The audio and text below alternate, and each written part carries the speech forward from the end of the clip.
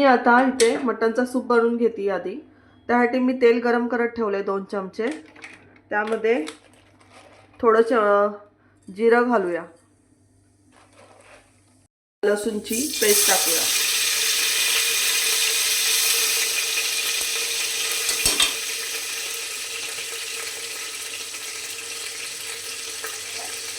कांदा घालूया.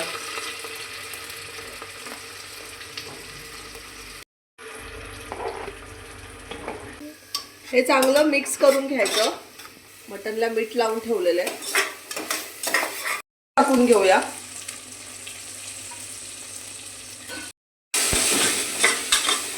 तर ह्यामध्ये मटन टाकतेय मी.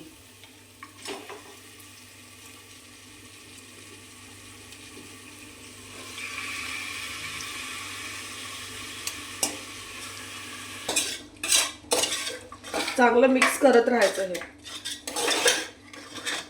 त्याच्यावर झाकण ठेवायचं. पाणी सुटतं चांगलं. हे गरम पाणी आहे. मी ते परत ह्याच्यावर ठेवते. ऑलरेडी गरम पाणी करत ठेवलं होतं.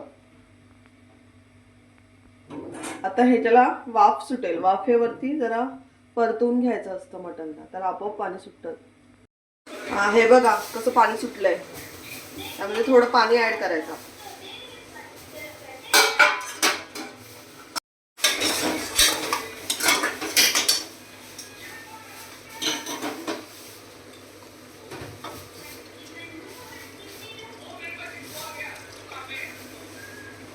गरम पाणी येते.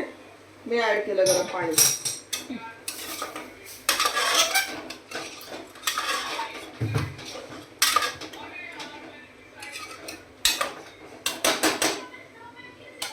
याला चांगल्या 5 ते 6 शिट्ट्या द्यायच्या.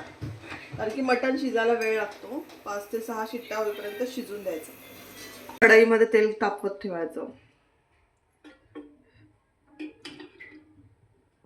3 चमचे तेल घेतलेलं आहे मी. छोट्या पळी आहे माझी, जास्त मोठी नाही. बस एवढं तेल घ्यायचं आहे. सूप बनवून घेतलेलं आहे. ते मटण शिजले त्याच्यामध्ये छान. आता फक्त हे वाटण टाकून परतवायचंय. जास्त शिजवायची गरज नाही लागणार मटणला. मध्ये मी टोमॅटो ऍड करते.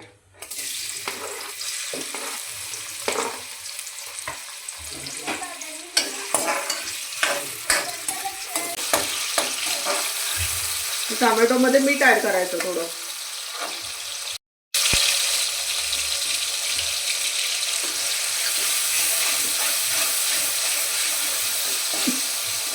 टोमॅटो चांगला शिजतो मग मीठ टाकल्यावरती. स्मॅश होतो. त्याची एक ग्रेव्ही तयार होते.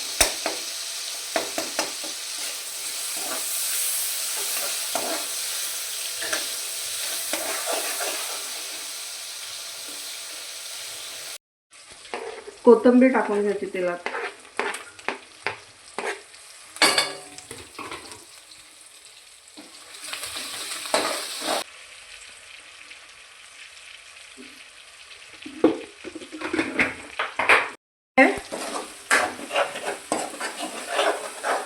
आता थोडीशी हळद टाकून घेते. सूप मध्ये टाकले जास्त नाही, थोडीशी किंचित. हा मटन मसाला आहे.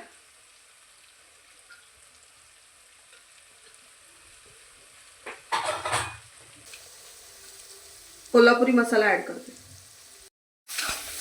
आता वाटण टाकून घ्यायचं.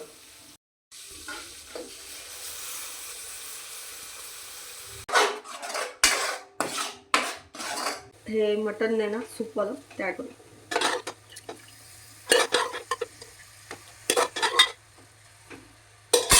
पाणी ऍड करते याच्यात. आता मी अजून पाणी मिक्स करणार आहे याच्यामध्ये. वाटणचं पाणी आहे, थोडंसं ऍड करते.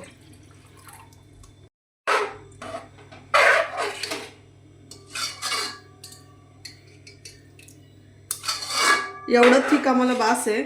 ज्यांना पाणी हवं असेल अजून ते टाकू. हे बघा चांगलं शिजलंय.